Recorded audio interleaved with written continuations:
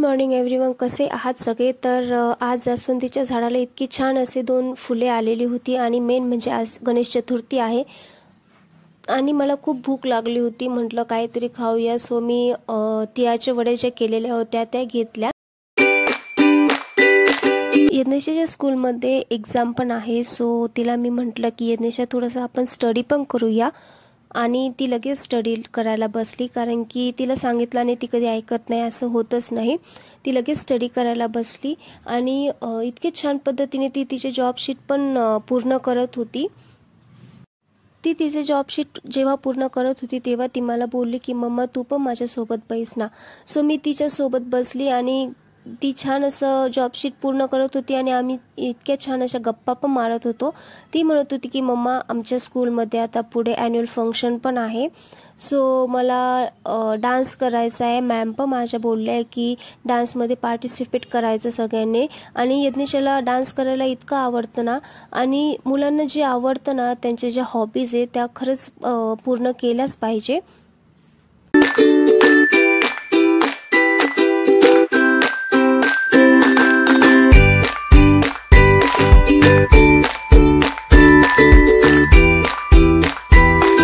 लहान मुलांना जर आतापासूनच सांगितलं ना की एक्झामसाठी कशी तयारी केली पाहिजे आणि एक्झामसाठी किती स्टडी केला पाहिजे, काय केलं पाहिजे, तर ते पुढे पण त्यांना तशीच सवय लागते आणि ते पुढे पण तसंच कंटिन्यू करता। आणि त्यांच्या मॅमने ना स्कूलमध्ये पण एक जॉब शीट त्यांच्याकडनं सोडून घेतलेलं होतं, सो ते जॉब शीट पण तिने घरी आणलं होतं। सो ते जॉब शीट बघून मला इतका आनंद झाला ना, कारण की तिला मी जे काही टीच केलेलं होतं त्याप्रमाणेच तिने सगळं कंप्लीट केलं होतं। स्टडी कंप्लीट झाल्यानंतर बघा लगेच तिची मस्ती चालू झाली होती आणि मला लगेच स्वयंपाकाला लागायचं होतं। आज म्हणजे मी करते आहे मटकीची भाजी। एकदम सोप्या पद्धतीने ही मटकीची भाजी मी आज करणार आहे। त्यासाठी मी कांदा, टोमॅटो, थोडंसं खोबरं, लसूण, अद्रक, कोथिंबीर आणि थोडासा खडा मसाला पण मी त्यासोबत घेतला आहे। खडा मसाला मी याकरता घेते कारण की त्याने टेस्ट आणि स्मेल भाजीला इतकी सुंदर येते ना। आणि हे सगळं मी थोडंसं भाजून घेते, तेल न टाकताच मी हे सगळं भाजते, कारण की तेल आम्ही खूप कमी प्रमाणात खातो। कांदा, खोबरं आणि टोमॅटो हे मी छान पद्धतीने असं भाजून घेते।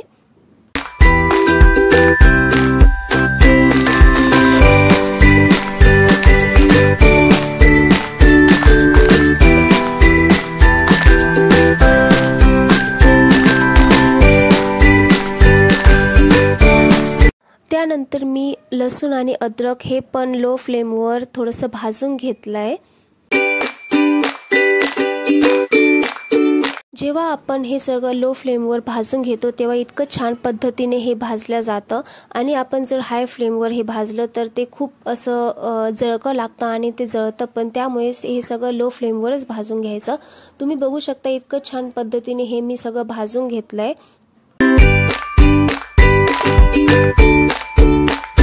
त्यानंतर मी जो खडा मसाला घेतला होता तो पण मी लो फ्लेमवरच थोडासा भाजून घेतलाय, जेणेकरून ते मिक्सरमध्ये पण असं छान असं बारीक होतं। कांदा, टोमॅटो, खोबरं, लसूण, अद्रक आणि खडा मसाला ह्या सगळ्यांचं मी एकत्र असं वाटण करून घेतलंय। तुम्ही बघू शकता इतकं छान असं वाटण झालेलं आहे।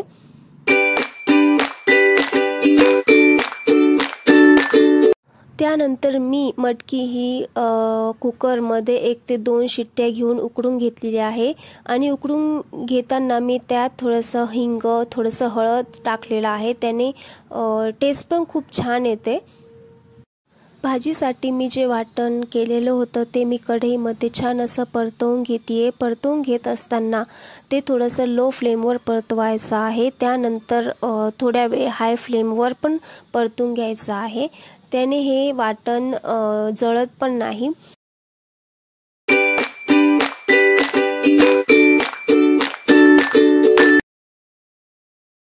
आपण जेव्हा कोणती पण मसाल्याची भाजी करतो ना तेव्हा थोडासा खडा मसाला हा थोडासा भाजून आणि बारीक करून त्यात ॲड करायचा, कारण की त्याने भाजीला स्मेल आणि भाजीला टेस्ट पण खूप छान येते।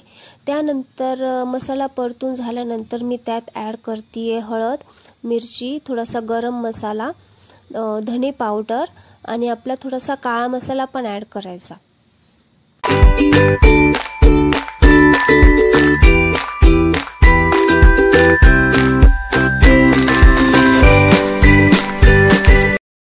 मिरची मसाला हळद ॲड केल्यानंतर ते थोड्या वेळ लो फ्लेमवर परतून घ्यायचं आहे। कोणती पण भाजी असली की मी त्यात थोडंसं धना पावडर ॲड करतेच, कारण की धने पावडरने भाजीला पण खूप छान टेस्ट येते।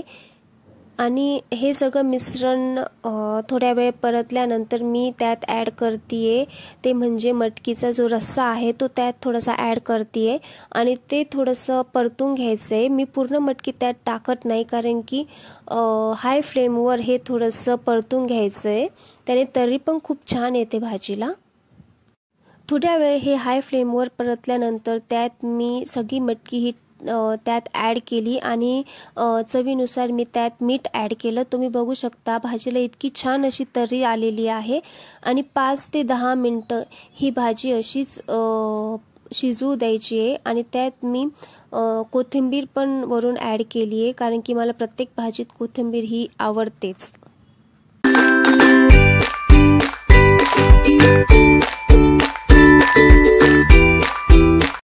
आणि मी तुमच्यासोबत अजून एक रेसिपी शेअर करते, ते म्हणजे आपल्याला मसाल्याची भाजी असल्यावर कांदा हा लागतोच।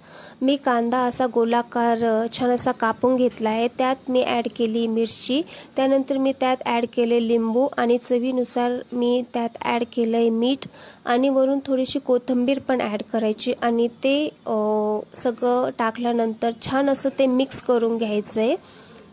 आणि ही रेसिपी तुम्ही एकदा ट्राय करा। मसाल्याच्या भाजीसोबत असा कांदा इतका सुंदर लागतो ना।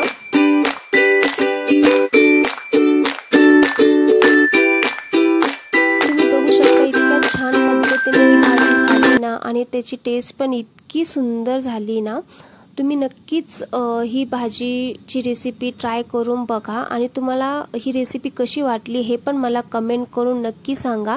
यज्ञेशा स्कूलमधून आली होती, त्यानंतर तिची फ्रेंड पण तिच्यासोबत आली होती।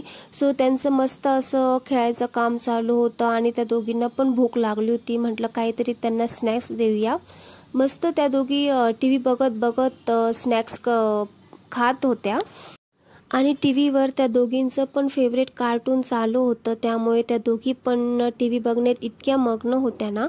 तुम्हाला हा व्हिडिओ कसा वाटला हे नक्कीच कमेंट करून सांगा आणि चॅनलला सबस्क्राईब करा, व्हिडिओला लाईक करा। थँक्यू।